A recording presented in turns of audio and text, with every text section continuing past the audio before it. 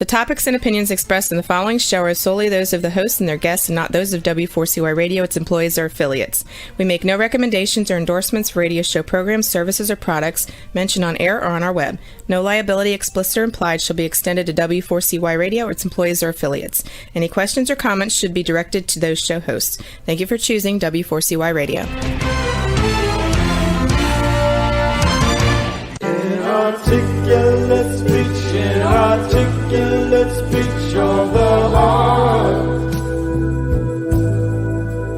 Inarticulate speech, inarticulate speech of the heart. Inarticulate speech, inarticulate speech of the heart.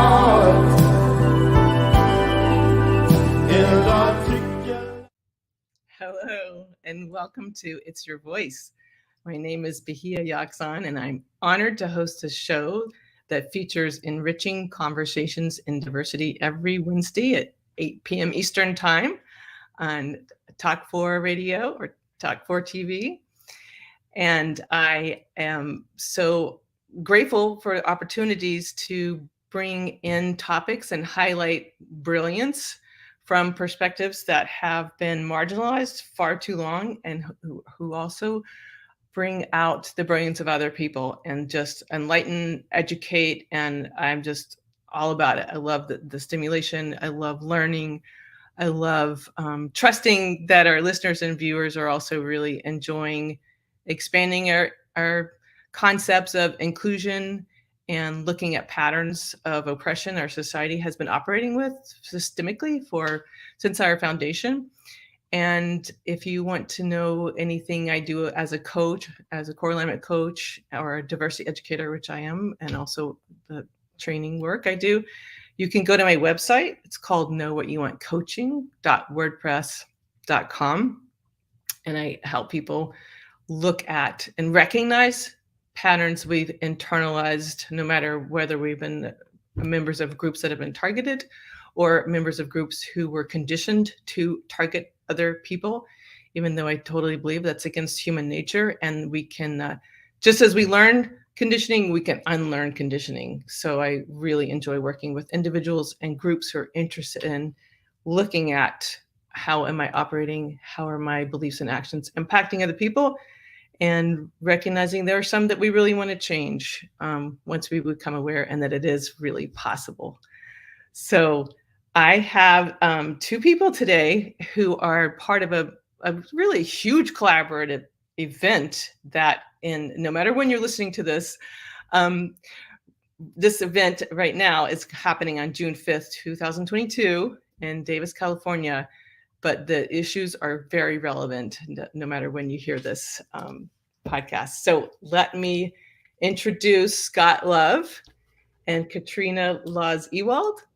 They both work with Yolo County Library, and Scott is a library regional manager, and Katrina is youth services. And she has some amazing activities for youth, which we will get to. But first of all, it'd be wonderful if you two would like to share more about your background, because I've only shared your title. And can we start with Katrina and why you have, how your work at the library brought you to focus on this event, which we'll describe a little bit later. But what would you like to share about how, as a youth services person at the Yolo County Library, what drew you into focusing on Juneteenth, and how has it been going? Well, I sort of fell into it.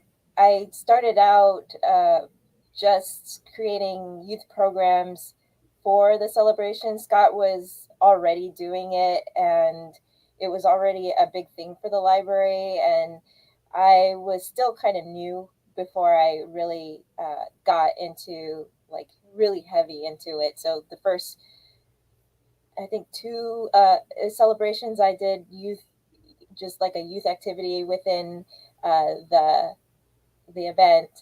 And then when in about like 2020 was when we were going to have a live event, and everything shut down, and I was going to be more involved in it. And then 2021, I was really heavy into doing the virtual celebration.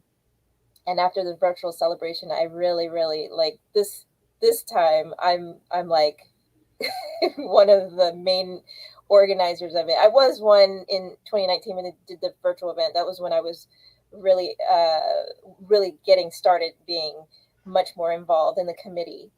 And this year, it's so much bigger for me, and so much work involved in getting this put together. Yeah, and just looking at the program, it's just stunning to picture what's happening, and I can only imagine all the hours that put in by so many of you. Thanks, Katrina. And Katrina, by the way, Scott said he considered you a Juneteenth partner, like really helping cultivate this. So Scott. Yeah. I think the same thing. He has more patience than I do sometimes. We each have our strengths. So I worked in libraries. I had to count for a minute now. 37 years. I'm originally from the San Diego area, and kind of steadily worked my way north after working in Santa Barbara for a few years. And I think, like many people on the West Coast, regardless of your background, I had no idea what Juneteenth was. It's so much bigger on the East Coast, you know, and the Black community is so much stronger on the East Coast. And so I had no idea what it was. I was just told basically the day before I started, hey, we're having this event. You might want to go and check it out. I know you start work tomorrow, but you're going to be in charge of making sure this happens every other year. And it did. I didn't have to do it my first year, but the second year I did it. And I thought, why are we doing this every other year? Because it was so many moving parts and so hard to mobilize and trying to get sponsors. And it just really did not make sense to do it every other year. So I've been pretty passionate about trying to get additional sponsors. Thankfully, the Friends of the Davis Public Library president and one of their board members who unfortunately passed away last year, and he was very heavily involved in the Juneteenth. Just felt it was important. In fact, I even told him, hey, we're raising more money now. How about we cut back on how much you have to put into it? And he said, don't you dare. Uh-huh. And Katrina undersold herself because she really, the creativity and the energy she puts into it, it knocks her out, I think, sometimes too. But she always has these wonderful, grandiose ideas, and we always get parts of them in. And like this year was getting the art contest, which is something we wanted to do every year. That's, I mean, the only other background I share, it is important to me because my family is multiracial. My wife is multiracial, and so it's important. And it's very important for my daughter, who's just graduated high school and is wants to do social justice and is going to start with doing political science for her bachelor's degree. Thank you for sharing that. That's awesome. So would one of you like to, you totally right, Scott. We did not learn in my generation at all what Juneteenth was. That was not information that was shared until I think very recently in most schools in America. So would one of you like to describe what it is? Katrina, you want to do it? Yeah. So I was one of those people that didn't really know until I was an adult, didn't know about the holiday until I was an adult. And there was no celebrations out here. But Juneteenth is really celebrated. And Scott said in the East, but I also think the South is they strongly celebrate this holiday. And I think rightly so, because that's where it all started. And Juneteenth, the day that we know of, June 19th Mhm. is the day that enslaved Black people were freed in Texas. One thing that it's not really specified is there's more than one Freedom Day, and I think each of the various states may celebrate their own or their city's own. But this one was the last one. Texas was the last state to free the enslaved African Americans, and I think, that being like, we finally got them all. That's why that one was the most prominent one. Mhm.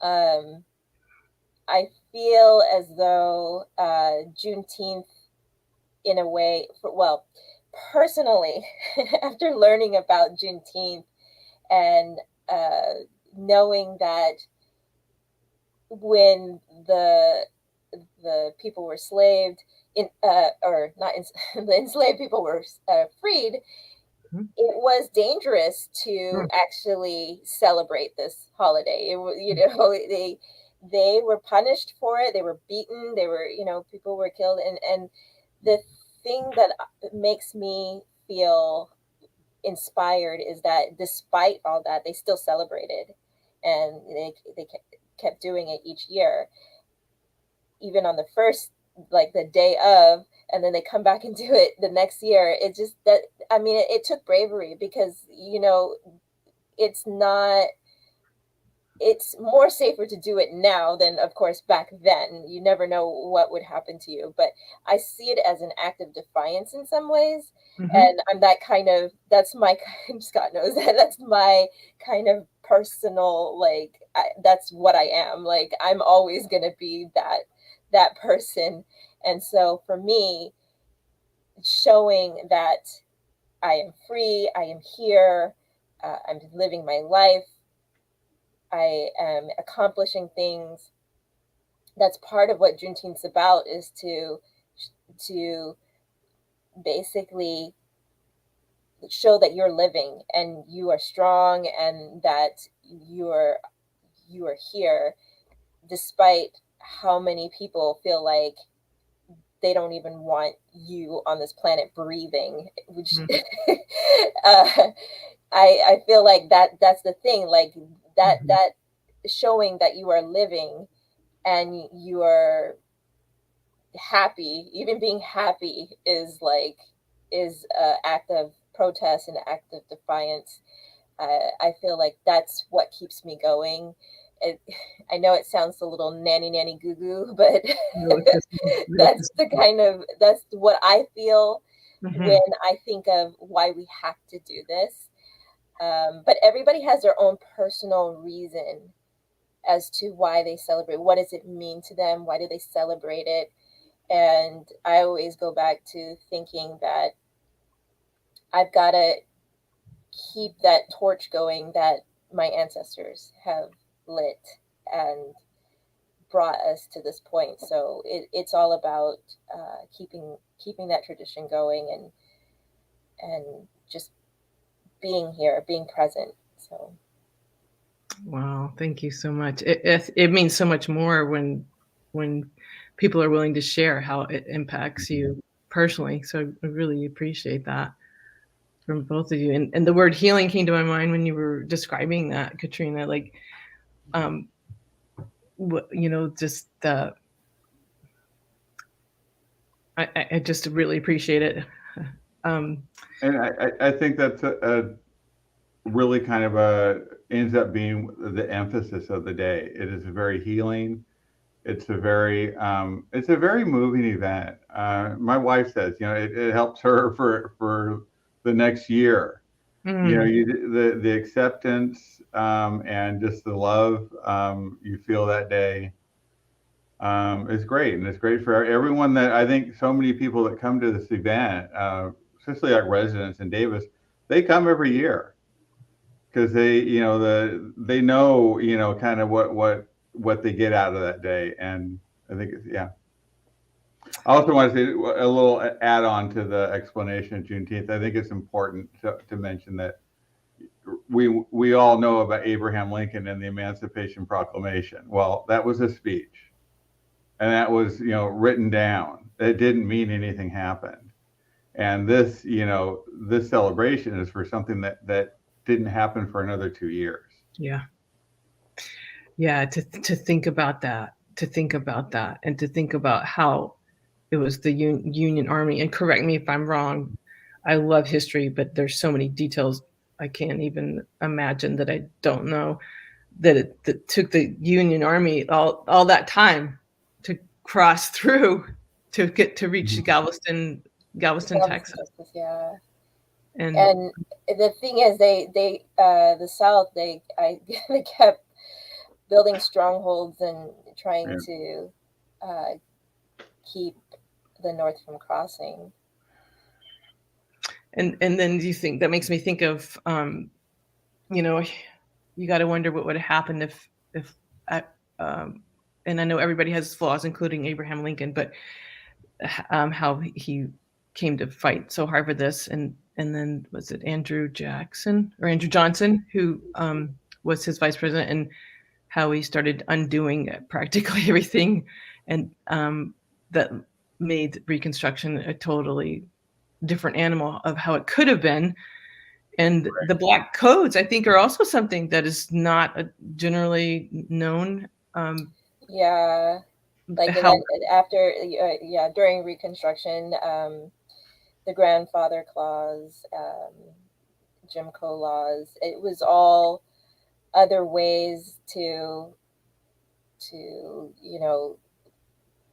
just like destroy what we were, every time we would progress, something ended up happening. And I was actually thinking about that this morning, because anytime the Black community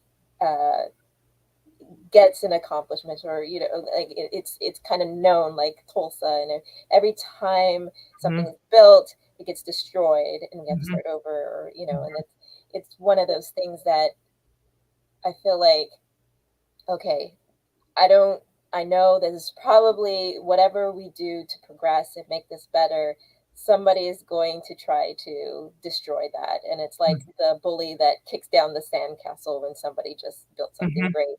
And we just have to keep building that sandcastle, even if we worked really hard and it was beautiful and it was like a unique version of it. We still have to rebuild it and show that didn't make us feel like we can't do this. We have to keep rebuilding, and just accept that there's always going to be somebody or those people that just don't want us to rise. So. Thank you for bringing it up. I was been thinking about that also. Probably many of us. I think the majority of people, even though we're not well educated, and even our own American history, I do feel like the majority of people are beginning to understand that pendulum you're describing, and that there's pushback, there's progress, and then slam back, and or backlash. It's right, and I just feel like, and just recalling that lately, because I can forget and get really. I shared on my show, I think it was last week, that it's been a long time, and also in a class I was teaching, that I got really close to feeling this sense of like, wait a minute, where's my hope? Like, I always have hope. I always, and it got really, really challenged. I mean, as if we haven't all been through enough. We don't need to recount all the bad news in the 2 years, although I do like to remember names, like George Floyd and Breonna, and many, many names. But just, I think hearing about your program, which we can now describe, is what really helped pull me out of like, oh yeah, the pendulum swings, and look at this amazing event. Wow, I can't believe I'm living in this town with this amazing event. It's have this predominantly white town, although we have a lot of diversity. Just the numbers are higher with people like me, white skinned people. So, and it reminded me of like why I have the show and why I started this show. It's because there are so many people really finding and thinking of solutions, and there's so much brilliance that I think isn't showcased enough. And we could all have more hope culturally if we could hear from each other more. And again, and the collaboration is so encouraging. And before I turn it back to you guys, I just want to mention the love is that, like, I know one of your collaborating partners is the Culture Co-op, and Sandy Holman is the incredible leader, teacher, trainer, documentarian, author, just an extremely talented woman. And she just exudes love. It's just incredible how powerful her modeling is for, like, you got to stay in love and you got to be love. Yeah. You got to do love and you got to act on love and you got to generate love and you got to create love.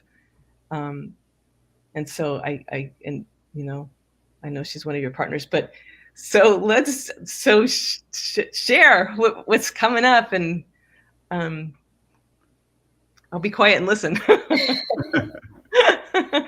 Well, I wanted to just hop off of what I think Scott, you mentioned that, or I think maybe you said it, the hope and how people feel when they come to the event, and it makes people feel good, and certainly we feel good afterwards, like all of this labor that we go through to make it. But you mentioned George Floyd, and one thing that I really noticed about even inside my body, that even when I didn't know any of the people surrounding me who were mourning George Floyd, we all felt something similar. Like we were all pulled into this feeling, like we didn't know this person, but it hurt us all in the same way. And I think when we go into the event to celebrate Juneteenth and spread joy and love with one another, that same energy between this community, it's like you can feel it. You can feel this thing, and I know it sounds very esoteric, but we make each other feel better. We heal each other being there together, and it feels like I don't know this person, but I feel what you're feeling. I feel like we're connecting, and it feels safe with you. And it is definitely uplifting to be with the people there. And I think that's why we go through the labor again. It's like childbirth, natural childbirth. I want to specify, with no sort of like, the shot in the back. That's what it is when you're making it. But when you get there, it's like, oh, this is so great. We should do it again. Totally forget. Yeah, the library does a lot of programs, and often there are programs like that. You do it, maybe you do it 2 years. It's just like, I can't do this again. It's too much.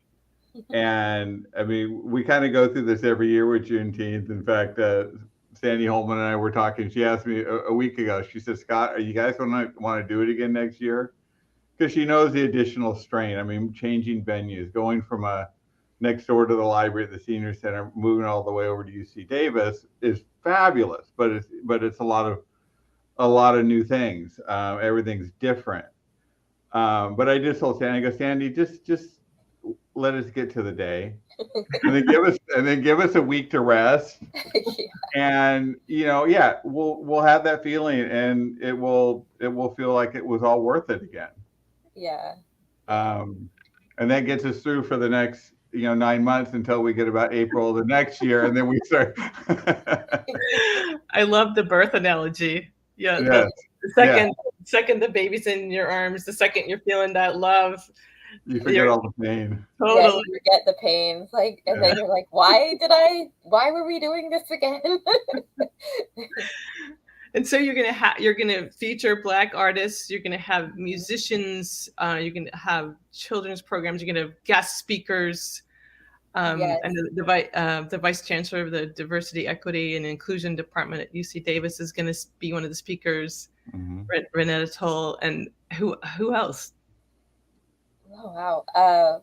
So we have a lineup of master artists, and they're going to be doing this talks in one of the conference rooms, and those will rotate out. But the biggest part of it would be the main stage.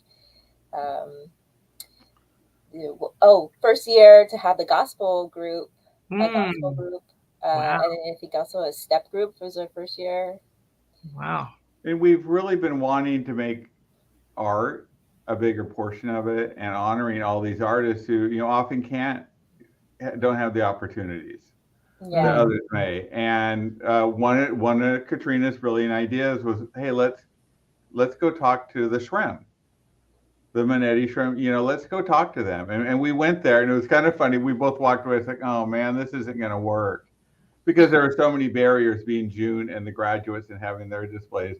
But before we got back to the library, we had an email, and that kind of put a fire. And so we're going to have this Khristel Johnson, who's a quilter, and she's going to have her African-American history quilt. She's going to have, I think, 15 of them. I'm trying to remember now. In the large room there near the front, they're going to put one in the window of the Shrem, and then another one in the lobby. Unfortunately, it's only going to be there that day, so people have to go by, and it's free, of course, to go to that museum. But that's huge, and I tell you, they are really excited to be having her over there. Oh my goodness, 3D quilts with all kinds of, yeah. And we have another artist at the Logos bookstore, which is run by the Friends, and she's featured there and will be part of the art walk for the second Friday, so a week from this Friday. And she'll be featured there. Tori Hunter, she's a illustrator. And who are some of the musicians? Mr. Lewis, he's a rapper. Yes, he's got great lyrics. Charlotte Smith, I believe Charlotte is doing the Black National Anthem. Wow. And then there's Simona and Friends, which is the gospel group that first time feature. Tina? Oh, Tina is a dance. Oh, she's okay, yeah. So yeah, a lot of variety. We're going to have speakers and poets, and drumming behind some of the speaking. We'll have a discussion panel at closer to the end. That really popular drumline from Sacramento. What high school was it? I cannot remember. But they've been on various shows and opened for like Sheila E. or something, and they've been everywhere, and they're going to be coming. Yeah, I don't think they've performed. I think maybe the last time in 2015. Okay. Sandy's been great at getting these performers in, and the sad thing is she gets them in at a cut rate because they want to support the community, and that's really been one of my main focuses, is to get the sponsorship dollars up so we can pay these people a little more, closer to what they're deserving. And they're not getting paid what they're deserving, but it's a lot better than it was. And I tell you, it was very disheartening. I remember talking to an organization trying to get money. They said, well, can't they just do it for free? It's serving their community. And it just hits you when someone says that. It's like, well, are you going to ask a white performer to pay to perform for free at 4th of July, or or at any event? Why does this community, these artists, have to suffer to help the community? So like I say, we're not there. Fortunately, the budget has gotten a lot larger every year, and so that's why we were able to get the drumline this time. Well, thank you, Scott, for underscoring that. Really, I mean, that's part of the equity and Yes. You know, you're trying to make it real and actually equitable. And Yeah. thank you. I think a lot of I don't know, it just seems like with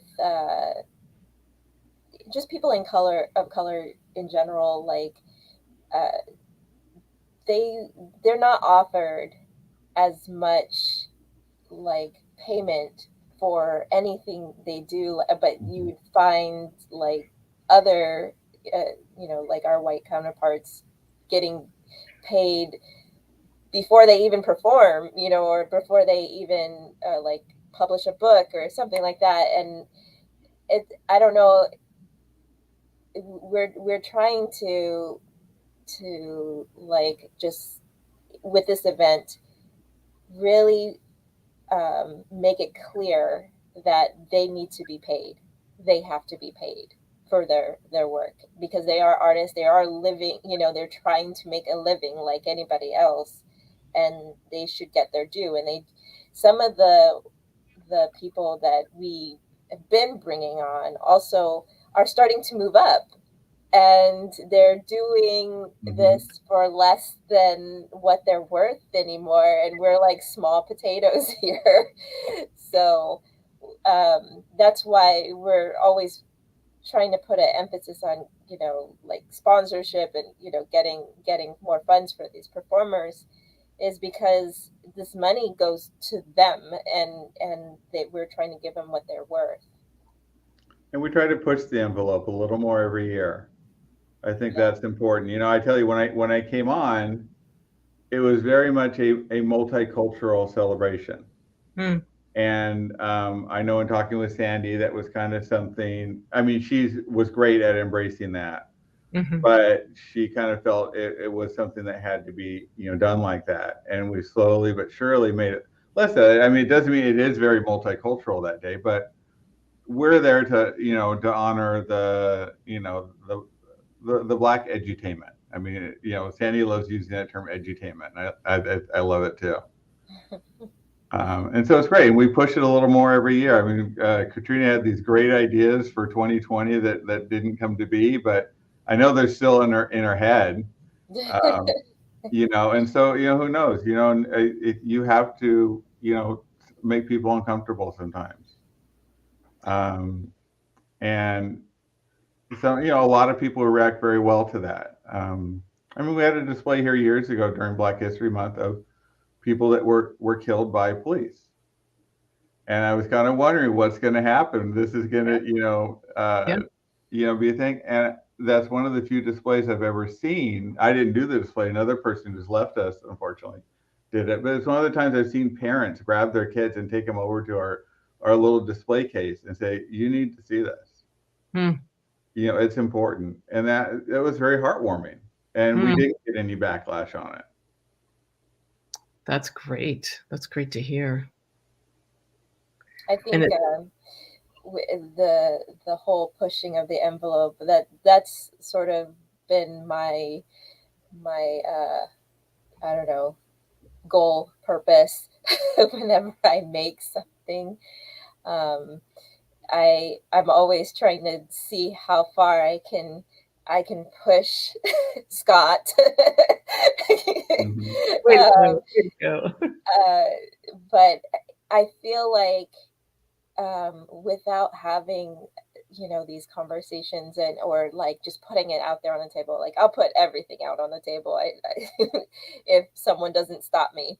But I sort of like making people think about things, and then once you see it, you can't really undo what's in your head. You have to think about it. And I think that a lot of times people are trying not to see the hard stuff. And the thing is that we don't have that privilege. We don't have the privilege to feel like protected against some of these issues. So that's why I put them out there, so that we so that people like actually are made to really think about it.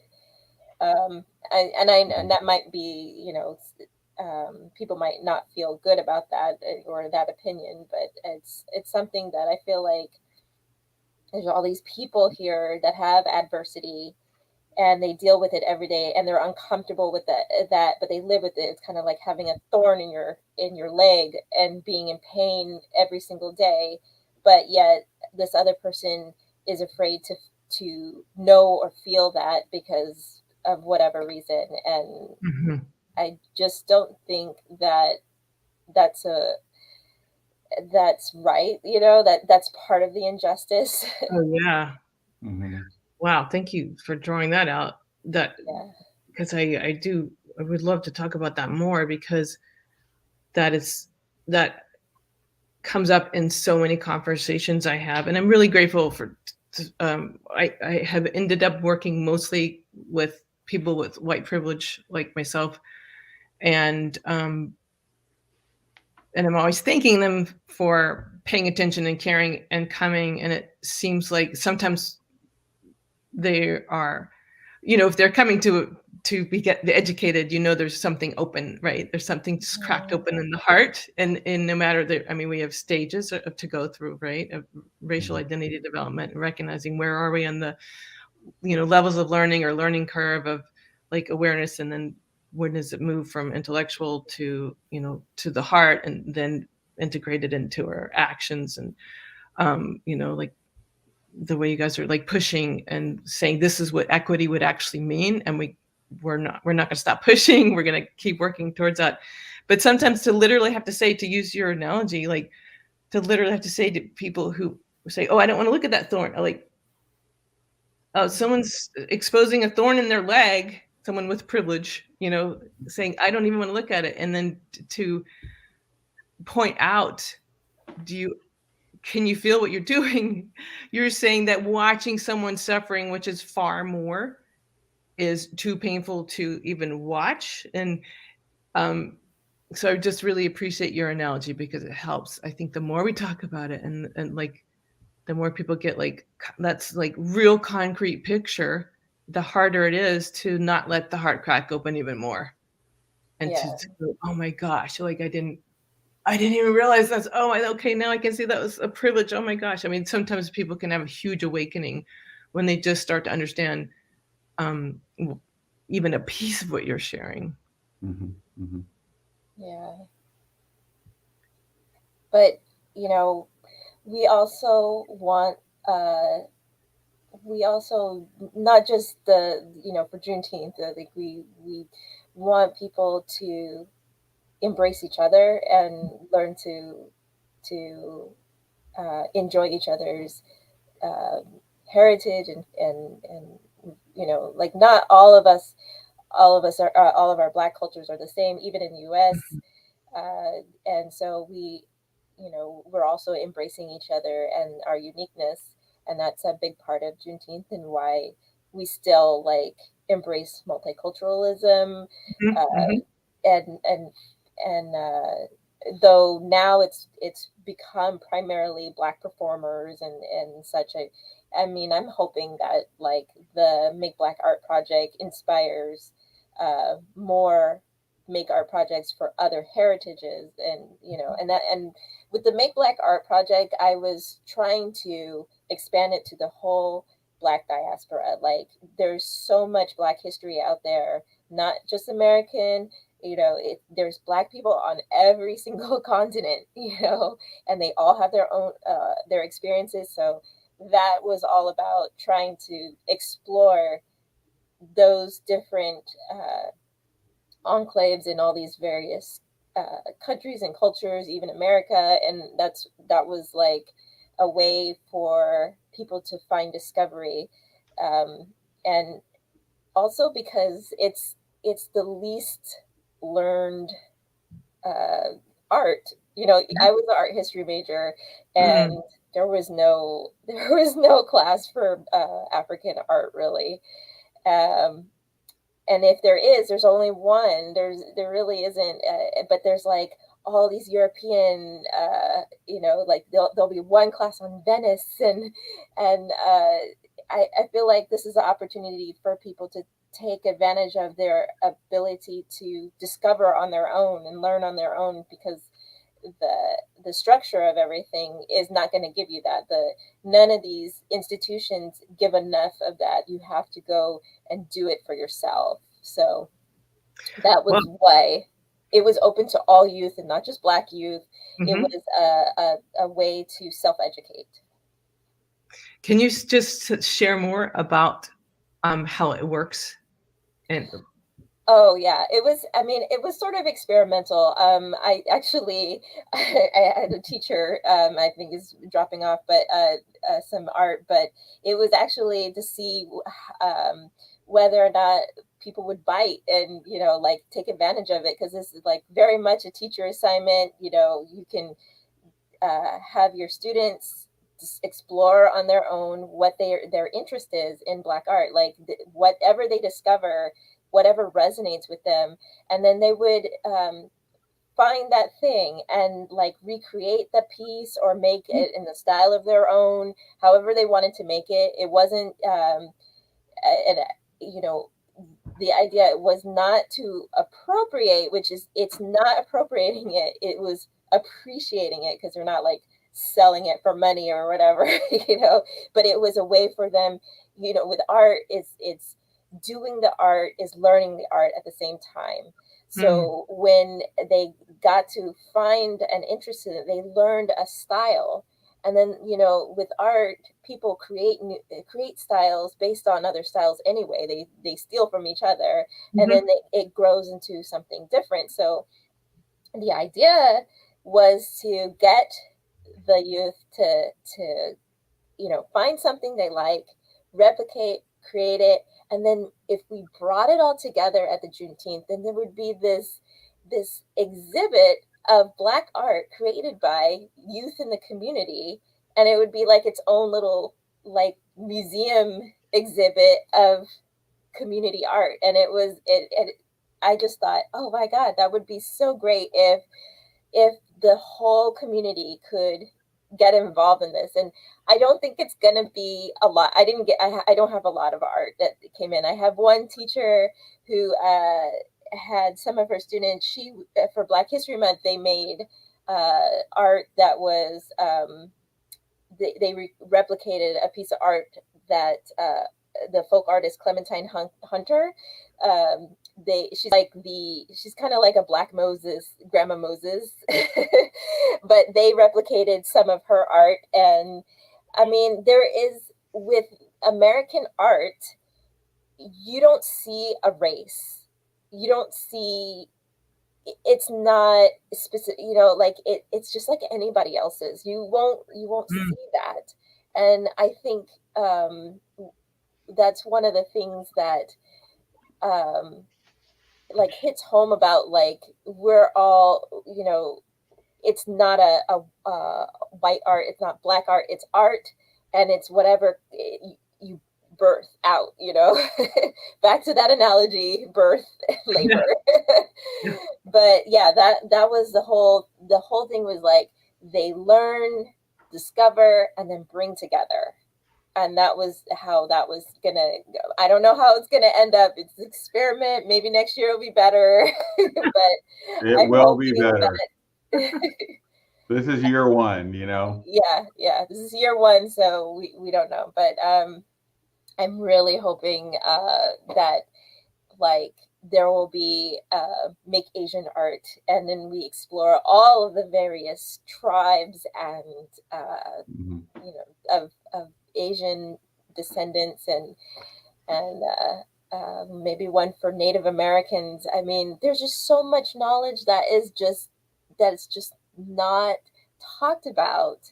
And the librarian in me is able to, like, oh, we could collect all that, So, okay, Black nerd here is starting to come out.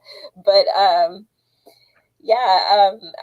hope that the project will continue again, and we get more people involved the next year. I love it. Oh my God. It's already huge. It's already a huge success. Just hearing about it, you know, it Well, just in my head, I see it as it's huge in my head, but I know it's not going to be that big this year. It's the first year, and people are yeah. just starting to get Well, just involved. But I think that's yeah, the idea that this is an opportunity to use this as a way for the community to contribute to the event, that was like another thing. Like everybody gives a piece to this event. Like they're it's like adding to like a pot of gumbo. Everybody's going to add an ingredient to it, and it's going to be so so beautiful. it is. It's just even the idea is beautiful, and how it makes you feel just imagining it. Yeah. You know, if there were only 3 pieces there, it was a huge idea that has gone through the collective here. Yeah. Exactly. Yeah. And I just love that, that the gradual awareness of like, oh, art is art. Oh, people are people. Yeah, they're in the end, art is art.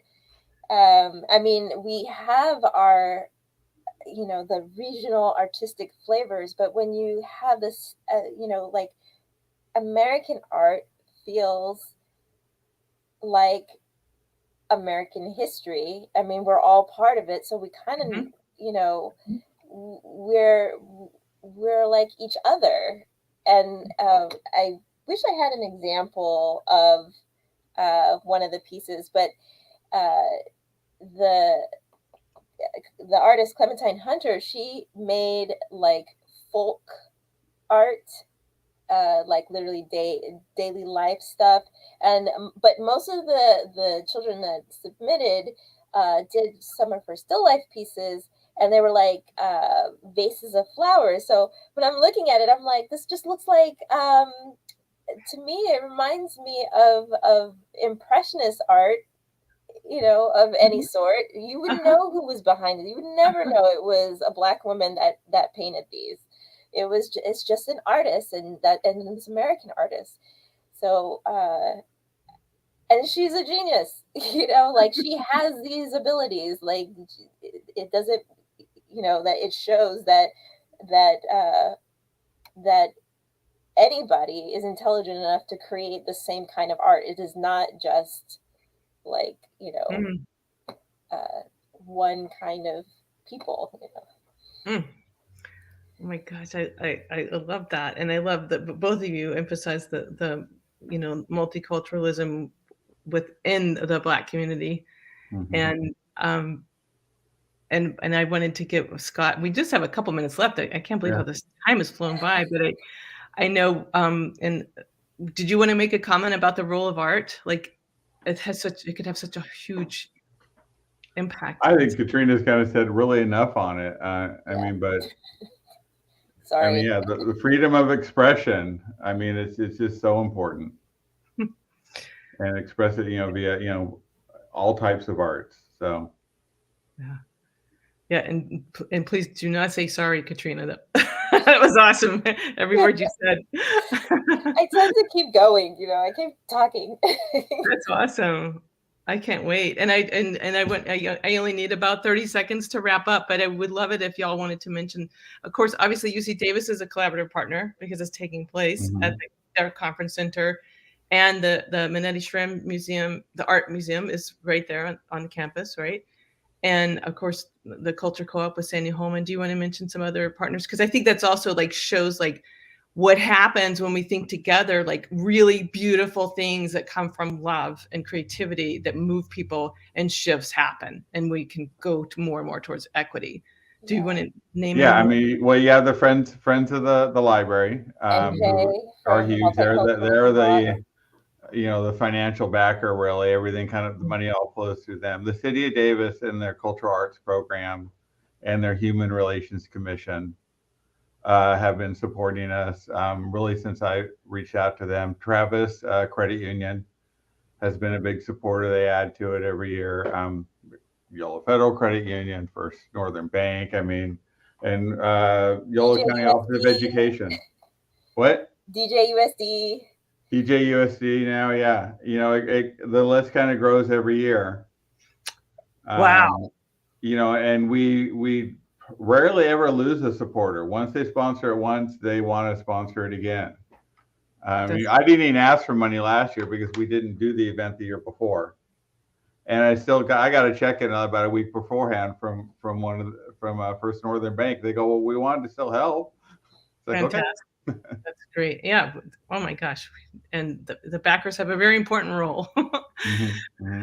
And I just want to do a quick shout out to NJ Mvondo. Yes. She's the chair for the Human Relations Commission. Just want to make sure she's done a great job with supporting us and giving to. She's another major sponsor, and her company Multiculturalism rocks. Awesome. So NJ is one of our top supporters. Thank you. And can one of you say out loud the address for our radio listeners, and then I know we're going to have to wrap. YoloJuneteenth.org. YoloJuneteenth.org for anyone listening. Or if you want to donate, tiny.1/YOLO Juneteenth. Tiny.1/YOLO Juneteenth. Thank you. Can't wait. Thank you to both of you so much, Katrina and Scott. Can't wait till June 5th at UC Davis. Thank you, Roxy, our sound engineer. Thank you, Dean, our producer. Thank you, listeners and viewers. And be sure to tune in next Wednesday at 8 p.m. Eastern Time on Talk4 TV or W4CY.com. And may we all have enriching conversations in diversity this week. Inarticulate speech, inarticulate speech of the heart. Inarticulate speech, inarticulate